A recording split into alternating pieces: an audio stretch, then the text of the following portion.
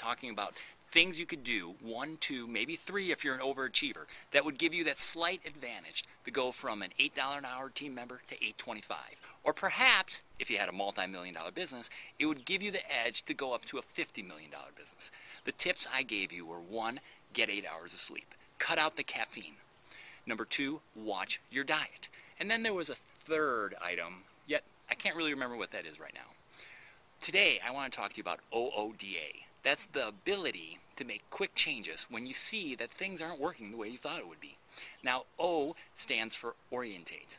Observe, or no, it's actually observe, orientate, decide, and act. And the quicker you can observe, orientate yourself to the situation, make a decision, and act in small steps, you eliminate big mistakes, and you get a lot of things done, and you find out what works and what doesn't.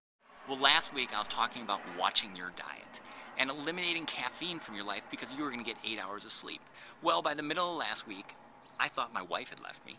That only led me to find out that my daughter was in the hospital for emergency surgery. So you could see that getting 8 hours of sleep wasn't going to work. And then, of course, I needed caffeine to make it through the day.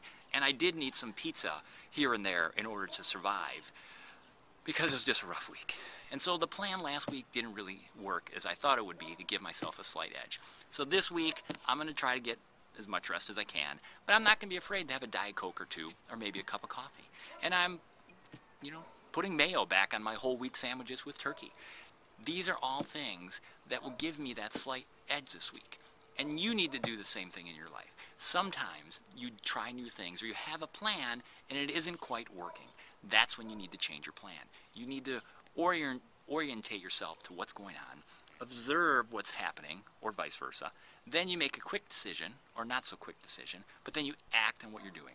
And that OODA loop, it's a military maneuver, will give you that slight edge to go from point A to point B. And that point B is a new level for you.